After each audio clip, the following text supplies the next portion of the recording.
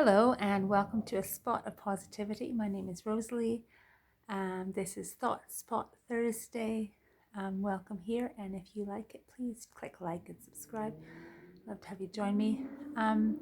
Thought Spot Thursday is a time I like to just share a couple thoughts that are rolling around my head, and hopefully they will bring some love and courage and light and joy and hope and stuff to you today on in this autumn of 2020.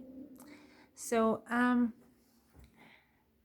actually for a while I was doing a bit of a rant on Thursday, and I ran out of things to complain about. So how annoying. I am starting to do some of my tips right now, and if I have more rants that come to my mind, I shall duly share them. But in old-fashioned housewife style, I'm going to share a couple of stain removing tips. Watch it how you speak, Rosie. Stain removing tips. They might be very exciting to you, and they may be boring and silly to you, but here we go. If you should happen at any time to spill some sort of red juice, like even blue juice, like blueberry, raspberry, blackberry, all that kind of thing. I think this even actually works with red wine. On something, thing my mom taught me to do, and it works for me. It's worked on tablecloths or clothes, anything like that, is get some boiling water, boil up some water, take the offending article with the stain on it, place a bowl underneath it, and pour boiling water over top of it, and you will see the stain disappear. If it doesn't disappear first time, pour more boiling water, empty the bowl, and do it again. And you don't need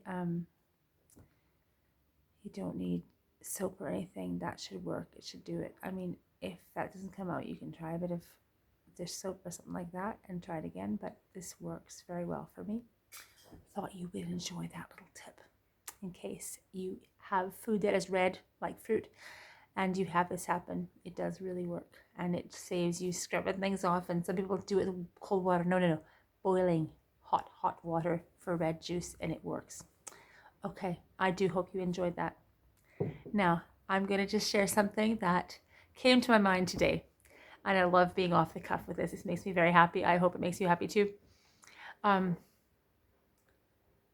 Sometimes I'm very lucky and I get a few minutes of a break in the afternoon, and I lie down for a few minutes, 20 minutes, whatever, half an hour. And what I do then or at night is I take my phone and I put it on airplane mode. Now that doesn't seem very interesting probably. I am wanting to have some time without people communicating to me. I'm just wanting to have some peace, right? Which just seems like a normal thing to do. And today I did this, and I lay down for a minute, and I all of a sudden realized my mind was racing around as well, and kind of going crazy and trying to solve problems and all sorts of things. And the thing that came to my mind, interestingly enough, was I wish I could just put my mind on airplane mode. There wouldn't be messages coming in, all kinds of stuff happening, things whirling about. And I thought, what a cool idea. And I thought, it's something I want to actually work on doing. Because I've heard someone call it monkey brain, where it just runs around crazy, and you're trying to, the things that you want to think about and the things that give you peace or whatever. But sometimes it's really hard to control where your thoughts go. So I was just going to give you a couple things that have worked for me in the past. I've never thought of it as being mental airplane mode, but that's what I want to go for when I go to sleep at night for myself and not just my telephone. Isn't it nice not to have beep going through, new messages going, vibrations on your phone happening in the nighttime? You don't want that, right? And same thing for your mind. So in the same way, okay, that you might write down a to-do list at any given day or whatever, things you want to do, things you want to get done. Gives you a peace of mind. No, at least you've acknowledged that you need to get something done. It's written down. You know that you're going to do it, right? So what I have done, this is quite a kind of silly thing to do, but it really worked for me. I lay down, I had things going through my brain, and I did a bit of a Sherlock Holmes mind palace thing where he writes, he just sorts things out. But for me, I was imagining I thought, if I can do this in my mind, it's easy. Imagine a forest, imagine some trees, imagine myself sitting in front of some trees and having 3 different trees. There was 3 different categories of things I needed to do in that particular moment. I was thinking I had things I needed to buy that we needed, people I needed to contact, and things I needed to do, something like that. And so I pictured 3 trees, and I put giant mental Post-it notes on these trees of the things I needed to do, people I needed to see, things I needed to buy. And I wrote them down in my mind. I stuck them on the trees, and I just left them there and walked away. Okay, I know it's just mental. It's just a mental thing. It's not something that really happened that I really wrote down. But I was already lying down, and okay, I could have got my pen and paper out and just written it down, which is slightly more physical. But actually, it did work, and I felt like because I'd acknowledged the stuff I needed to do, I was able to relax a bit more. So that was a little interesting thing. So it is possible to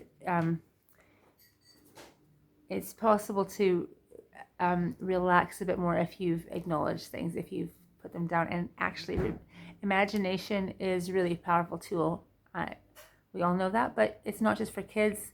It's for all of us, because we can all still imagine, even if we're over the age of 20, which I really, really am now. And that was a really helpful little tool for me. So for me, I'm going to kind of work on that, putting my mind on airplane mode, doing what I need to do to relax. You can take deep breaths, you can do all that kind of stuff. Right now, there's so much news that can really, really drag you down. You can go, oh my goodness, this is hopeless, this is hard, even saying that, I don't like to say that. And there have to be ways of just relaxing and knowing, it just doesn't help to worry, basically. Now, I wanted to say something, and I'm just going to find it in my book, so I'm going to pause the video and come back for a second. Okay, so I also thought of something else I wanted to just say today, and it was just something that came to me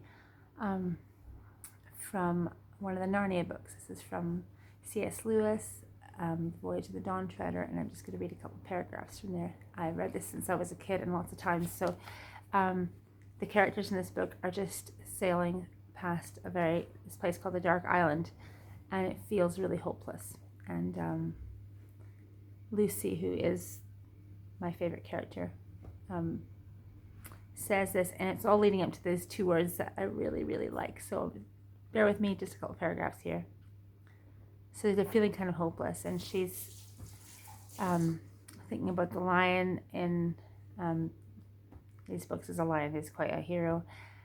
And Lucy leant her head on the edge of the fighting top and whispered, Aslan, that's the lion, Aslan, if you ever loved us at all, send us help now. The darkness did not grow any less, but she began to feel a very, very little better. After all, nothing has really happened to us yet, she thought. Look, cried Arnulf's voice hoarsely from the bows. There was a tiny speck of light ahead, and while they watched, a broad beam of light fell from it upon the ship. It did not alter the surrounding darkness, but the whole ship was lit up as if by searchlight. Caspian blinked, stared around, saw the faces of his companions, all with wild, fixed expressions. Everyone was staring at the same direction. Behind everyone lay his black, sharply edged shadow. Lucy looked along the beam and presently saw something in it. At first it looked like a cross, and then it looked like an aeroplane. Then it looked like a kite, and at last, with a whirring of wings, it was right overhead and was an albatross. It circled 3 times around the mast and then perched for an instant on the crest of the gilded dragon at the prow. It called out in a strong, sweet voice what seemed to be words, though no one understood them. After that it spread its wings, rose, and began to fly slowly ahead, bearing a little to starboard. Drinian, the captain, steered after it, not doubting that it offered good guidance. But no one except Lucy knew that as it circled the mast it had whispered to her, "Courage, dear heart," and the voice, she felt sure, was Aslan's. With the voice a delicious smell breathed in her face. I love that. I love that. I feel like in the moments when I feel sad or disheartened or discouraged, I hear those little words, "Courage, dear heart." And I know there's so much happening that you could really feel discouraged right now. Lots is happening that could really drag us down. But if those words mean anything and they speak to you in a little way, just hear them saying, "Courage, dear heart," because you are a dear person, and maybe you just need to have some courage right now. So I will leave you with that. Hope you have a very good day today, and thanks for watching A Spot of Positivity.